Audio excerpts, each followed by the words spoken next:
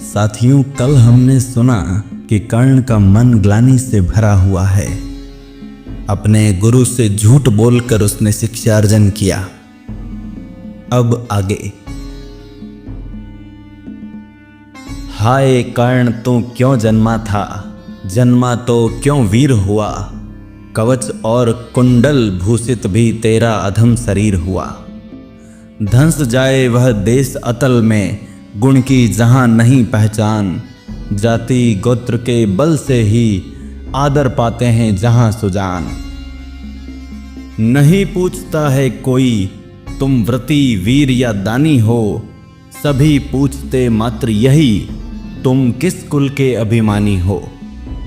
मगर मनुज क्या करे, जन्म लेना तो उसके हाथ नहीं। चुनना जाति और कुल अपने बस की तो है बात नहीं।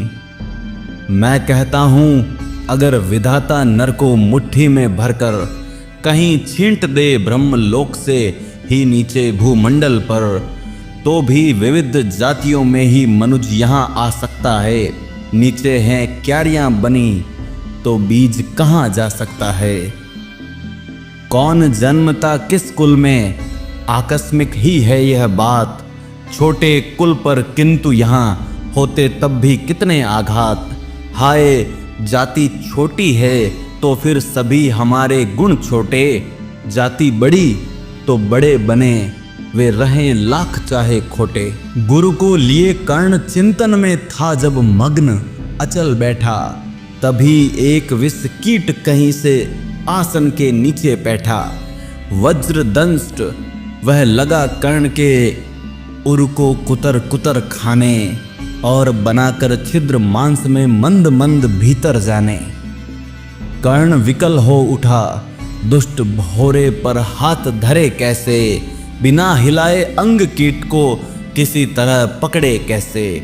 पर भीतर उस धंसे कीट तक हाथ नहीं जा सकता था। बिना उठाए पांव शत्रु को कर्ण नहीं पा सकता था। किंतु पांव के हिलते ही गुरुवर की नींद उचट जाती। सहम गई यह सोच कर्ण की भक्तिपूर्ण वृहल छाती। सोचा उसने अतः कीट यह पिए रक्त पीने दूंगा। गुरु की कच्ची नींद तोड़ने का यह पाप नहीं लूंगा। बैठा रहा अचल आसन से कर्ण बहुत मन को मारे। आह निकाले बिना शिलासी सहनशीलता को धारे।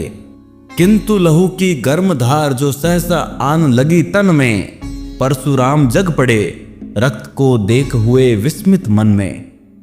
कर्ण झपट कर उठा इंगितों में गुरु से आज्ञा लेकर। बाहर किया कीट को उसने शत में से उंगली देकर। परशुराम बोले शिव शिव, तूने यह की मूर्खता बड़ी। सहता रहा अचल जाने कब से ऐसी वेदना कड़ी। तनिक लज्जा कर कहा कर्ण ने, नहीं अधिक पीड़ा मुझको। महाराज क्या कर सकता है यह छोटा कीड़ा मुझको।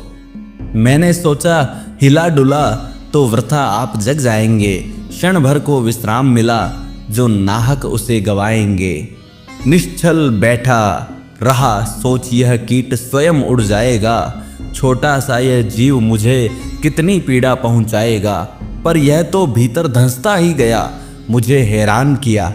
लज्जित हूं इसलिए कि सब कुछ स्वयं आपने देख लिया। परशुराम गंभीर हो गए, सोच न जाने क्या मन में। फिर सहसा क्रोधाग्नि भयानक भभक उठी उनके तन में। दांत पीस आंखें तरेर कर बोले, कौन छली है तू?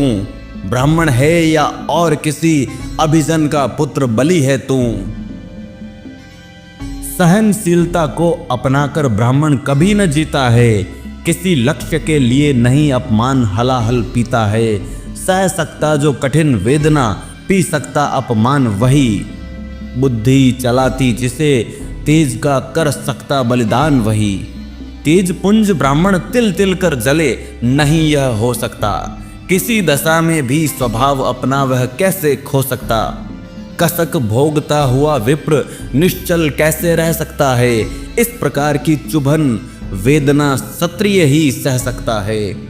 तू अवश्य क्षत्रिय है, पापी बता, न तो फल पाएगा, परशुराम के कठिन शाप से अभी भस्म हो जाएगा। क्षमा क्षमा हे देव दया में, गिरा कर्ण गुरु के पद में। मुख विवर्ण हो गया, अंग कांपने लगे भय से थर थर। सूत पुत्र हूं मैं, शूद्र कर्ण हूं, करुणा का अभिलाषी हूं, जो भी हूं पर देव आपका अनुचर अंतेवासी हूं। छली नहीं मैं हाय, किंतु छल का ही तो यह काम हुआ। आया था विद्या संचय को, किंतु व्यर्थ बदनाम हुआ। बड़ा लोभ था बनूं शिष्य मैं कार्तवीर्य के जेता का, तपोदीप्त सूरमा विश्व के नूतन धर्म प्रणेता का। पर शंका थी मुझे सत्य का, अगर पता पा जाएंगे महाराज मुझ सूत पुत्र को कुछ भी नहीं सिखाएंगे। बता सका मैं नहीं इसी से प्रभो, जाति अपनी छोटी, करें देव विश्वास भावना और न थी कोई खोटी। पर इतने से भी लज्जा में हाय गड़ा सा जाता हूँ, मारे बिना हृदय में अपने आप मरा सा जाता हूँ।